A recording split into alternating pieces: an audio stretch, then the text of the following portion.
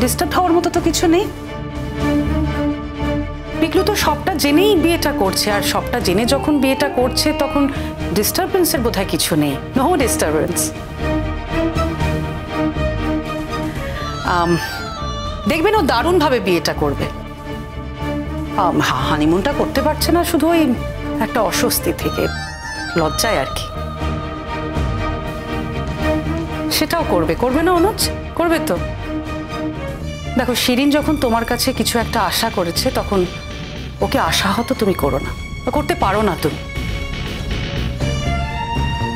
হ্যাঁ, এবার বরং তোমরা ওই হানিমুনের প্ল্যানটা করে নিতে পারো।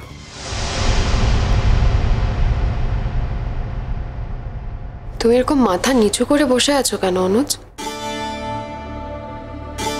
তোমার ঘাড় একেবারে মিশে যাচ্ছে মাটির সঙ্গে। না, আমি হানিমুনে যেতে চাই না, তবে এখানে এত কথা হচ্ছে যখন তোমার কিছু বলার নেই, কোনো বক্তব্য নেই তোমার।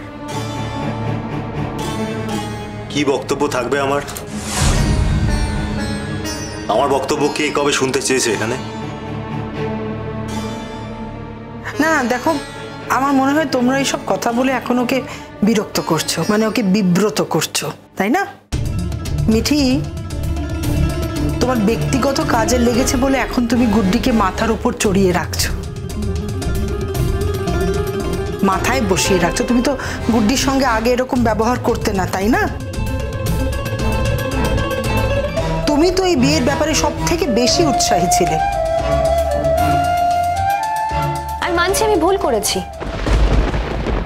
আর ভুল স্বীকার করার অধিকার সবার থাকে, আমারও আছে মাম্মাম।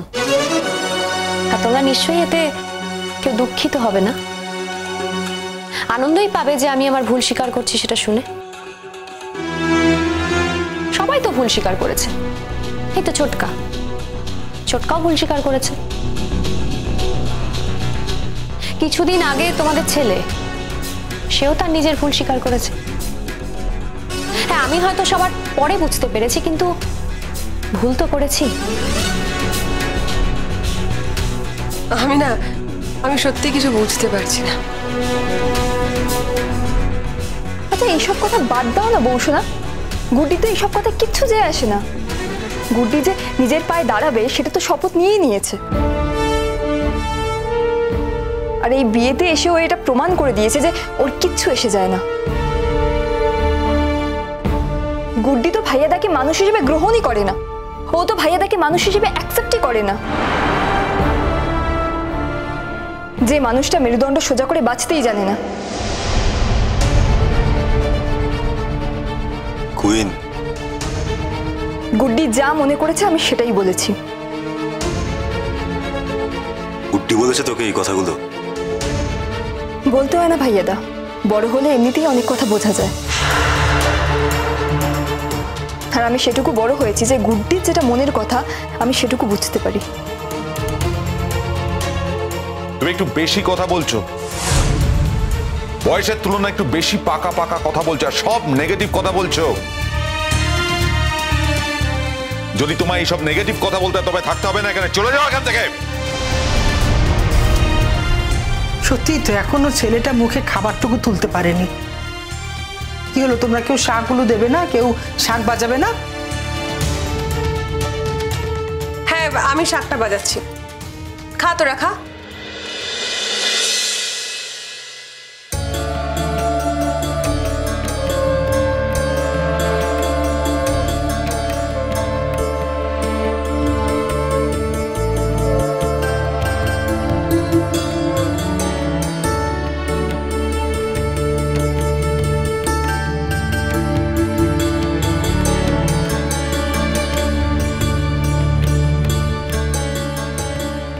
আমি বুঝতে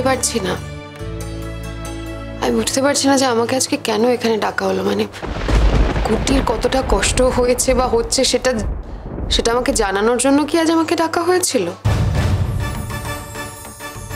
তাহলে বলবো তোমাদের ঠিক হয়নি। গুড্ডির কি হচ্ছে না হচ্ছে সেটা আমাকে বোঝানোর জন্য আজকে এখানে ডেকে আনাটা ঠিক হয়নি।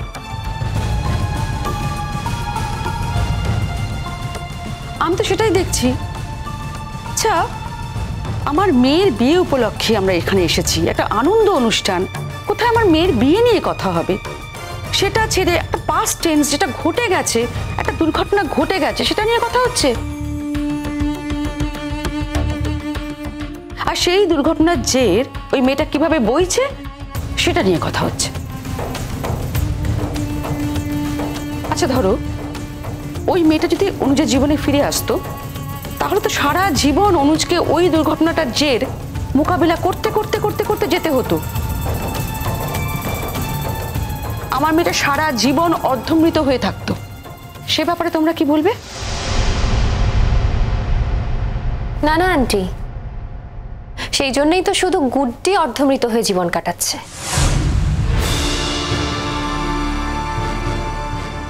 আমরা তো আপনার মেয়েকে কষ্ট দিতে চাইনি, পাশাপাশি অনুজকেও আমরা কষ্ট দিতে চাইনি।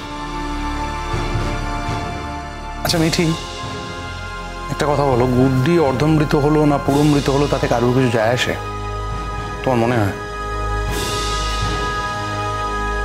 কে আছে ওর? কে পরোয়া করে গুড্ডির? কোনো গুরুত্ব আছে কোনো? গুড্ডি বেসিক্যালি একটা ধুলোখানার মতো, এই বাতাসে উড়ে টুড়ে বেড়াচ্ছে আর কি, কারোর চোখে পড়ার মতো নয়। হ্যাঁ, তবে কারোর চোখের মধ্যে যদি পড়ে তাহলে একটু কড়কড় তো করবেই। অনুজ, তুই এবার তাড়াতাড়ি খা, আমাদের তো বেরোতে হবে। তুই না খেলে আমরা খেতে পারবো না, আমাদেরও কিন্তু খিদে পেয়ে গেছে। তাড়াতাড়ি খা, খিদে দিতে পেয়েছে, আমাদের বেরোতে হবে। নে নে খা, তাড়াতাড়ি কর। শোন দাদা ভাই, এই আজকে যে প্রতিবাদটা করছিস, এই প্রতিবাদটা এতদিন কেন করিসনি বল না? এই প্রতিবাদটা এখন করা মানে তো শিরিনকে সবার সামনে দাঁড়িয়ে অপমান করা, আর আমাকে একটা অপদার্থ বলে প্রমাণ করা, তাই না? আর যা হয়েছে সমস্ত কিছুর জন্য আমাকে দোষী সাব্যস্ত করা, এটা তো করতে পারিস না এখন। তোরা পারিস? তো মনে হচ্ছে এটা করা যায়? তাহলে হেন্সফোর্থ কি দাঁড়ালো? এই বিয়েটা যখন হচ্ছে, সবার সম্মতি নিয়ে হচ্ছে, এই বিয়েটা হয়ে যাওয়া পর্যন্ত এইরকম কোনো কথা আমার সামনে বলা যাবে না। বুঝতে পেরেছিস? এক্স্যাক্টলি। আমি পিকলুর সঙ্গে একমত। তোরা অন্যায় করছিস, তোরা পিকলুর প্রতি অন্যায় করছিস, জেনে শুনে দুটো মানুষকে অপমান করছিস। এক্স্যাক্টলি, এখানে ছোটদা ভাইয়ের কি দোষ? ছোটদা ভাই কি করেছে? তাহলে তোমরা একটা কাজ করো না, বাড়িতে এই অকেশনগুলো করা বন্ধ করে দাও।